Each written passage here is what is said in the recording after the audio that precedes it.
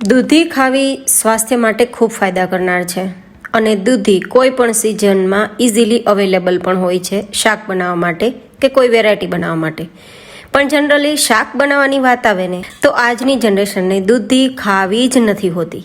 તો જો તમારે પણ ઘરમાં આવા કોઈ પ્રશ્ન થતા હોય અને તમારા ઘરના કોઈ પણ સદસ્યને આ દૂધીના સ્વાસ્થ્યવર્ધક પોષકવર્ધક ગુણધર્મ તમારે અપાવવા હોય તો દૂધીનું આ નવી રીતે શાક બનાવીને ખવડાવજો.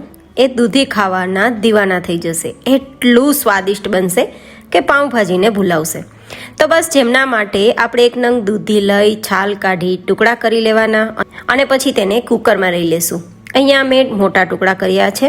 હવે આપણે તેની થોડી થિકનેસ માટે અને સ્વાદને એન્હાન્સ કરવા માટે એક નંગ બટેટું લઈ તેની પણ છાલ કાઢી લેશું અને તેને પણ મોટા ટુકડામાં કટ કરી લેશું. ટુકડા કર્યા બાદ તેને પણ આપણે સીધા જ કુકરમાં લઈ લેશું. બિલીવ મી ગાઈઝ, આજનું શાક જે કોઈ પણ વ્યક્તિ ખાશે ને આંગળા ચાટતા રહી જશે. જો તમે પાઉંભાજી ખાવાના શોખીન હોય અને ઘરે બહુ વધારે શાકના ઉપયોગથી પાઉંભાજી બનાવવાનો સમય ના હોય ને તો આ શાક બનાવજો. પાઉંભાજીને ટક્કર મારે તેવું તૈયાર થશે. તો બસ અડધા ગ્લાસ જેટલું પાણી કુકરમાં લઈ અને 3 વિસલ સુધી મીડિયમ ટુ હાઈ ગેસની ફ્લેમ પર થવા દેશું.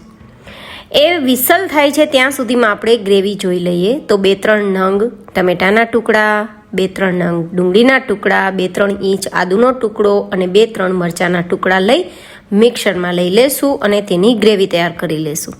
અહીંયા લસણ ડુંગળી ના ખાતા હોય તો સ્કીપ કરી શકો. માત્ર ટમેટા, આદુ અને મરચું ઉપયોગમાં લઈ શકો. હવે આપણે એકદમ ઓછા તેલમાં આપણું શાક તૈયાર કરીશું. તો 2-3 ચમચી તેલ ગરમ કરી તેમાં મીઠો લીમડો, રાઈ, જીરું, હિંગ, સૂકા મરચાંને સાતળી લેશું.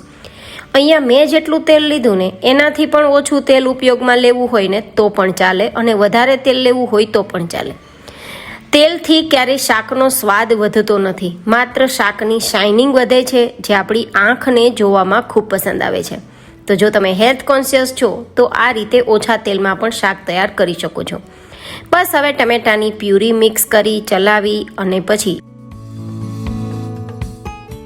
આપણે તેમાં સ્વાદ પ્રમાણે નમક, ચપટી જેટલી હળદર, 1 નાની ચમચી ધાણા જીરું પાવડર અને 2 નાની ચમચી જેટલું કશ્મીરી લાલ મરચું પાવડર મિક્સ કરીશું. અને મારી પાસે સરગવાનો પાવડર છે, 1 ચમચી જેટલું મિક્સ કરી દઉં છું હેલ્થ માટે. અને 1 ચમચી કસૂરી મેથી અને સરગવાનો પાવડર ઉમેરવો ટોટલી ઓપ્શનલ છે. 1 ચમચી ગોળ મિક્સ કરી દઈશું કારણ કે આગળ આપણે ખટાશ મિક્સ કરવાના છીએ અને આમ પણ ટમેટાની પ્યુરીમાં પણ ખટાશ હોય જ છે. બસ બધું ચલાવી દઈશું જ્યાં સુધી સરસ મજાના મસાલા મિક્સ ના થઈ જાય. ધેન આપણે તેને ઢાંકી દઈશું જ્યાં સુધી ઉપર તેલ દેખાવા ના લાગે, મીન્સ આપણી ગ્રેવી કૂક ના થાય. અહીંયા જોઈએ તો કુકરમાં 3 સીટી આવી ગઈ છે અને બધા જ જે શાકભાજીના ટુકડા છે નરમ થઈ ગયા છે. તો હવે તેને મેશરથી મેશ કરી લઈશું. આમાં થોડું પાણી છે તો પાણી સાથે જ મેશ કરીશું કારણ કે આપણે બસ અડધા ગ્લાસ જેટલું જ પાણી મિક્સ કર્યું હતું ને તો અત્યારે માત્ર ગ્લાસના 8મા ભાગ જેટલું જ પાણી હતું તો મેં નહોતું કાઢ્યું. વધારે પાણી હોય તો કાઢી લેવાનું અને પછી આ રીતે મેશ કરી લેવાનો, માવો તૈયાર કરી લેવાનો. હવે આપણે થોડી વાર બાદ જોઈએ ને તો ગ્રેવી ઉપર તેલ દેખાય છે, મતલબ ગ્રેવીમાંથી કાચો ટેસ્ટ નીકળી ગયો છે. તો એકવાર ચલાવી દેશું એન્ડ ધેન તૈયાર કરીને જે મેશ કરીને રાખેલું આપણું શાક છે તેને મિક્સ કરી દઈશું. બિલીવ મી, એટલું ઓછા સમયમાં તૈયાર થશે. ન કોઈ ઝંઝટ, ન વધારે કોઈ મસાલા કે ન વધારે તેલ અને ન વધારે સમય, છતાં સ્વાદ તો મોઢામાં જ રહી જાય તેવું શાક તૈયાર થશે. બસ બધું મિક્સ કરી દેવાનું છે એન્ડ ધેન તેમાં આપણે 1 નંગ લીંબુનો રસ મિક્સ કરી દેવાનો છે.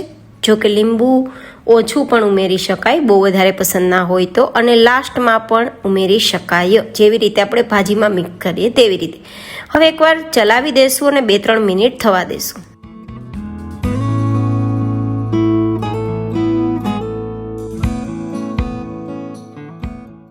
બે જ મિનિટની અંદર આપણે જેટલું પણ તેલ મિક્સ કર્યું ને બધું ઉપર દેખાવા લાગશે, મીન્સ આપણું શાક રેડી છે. તો જો તમારી ઈચ્છા હોય તો 1 ચમચી બટર મિક્સ કરીને તમે ખાઈ શકો છો, હોય તો, નહીં તો સ્કીપ કરી શકો. બટ બટરથી આપણા શાકનો સ્વાદ પણ સરસ આવશે અને શાક ઉપરની શાઇનિંગ પણ સરસ લાગશે. જો કે તમે ઘી પણ 1 ચમચી મિક્સ કરી શકો.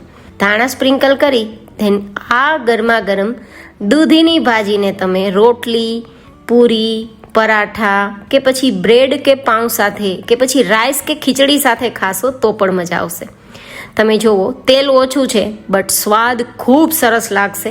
રિયલી એકવાર ટ્રાય કરવા જેવી આ રેસીપી છે. ફરીથી બટરથી હું ગાર્નિશ કરું છું. આઈ હોપ કે તમને આજની રેસીપી પસંદ આવી હશે. પસંદ આવી હોય તો વિડીયોને લાઇક કરજો, ચેનલને સબસ્ક્રાઇબ કરજો. ફરી મળીશું નેક્સ્ટ રેસીપીમાં. ત્યાં સુધી stay healthy and stay happy.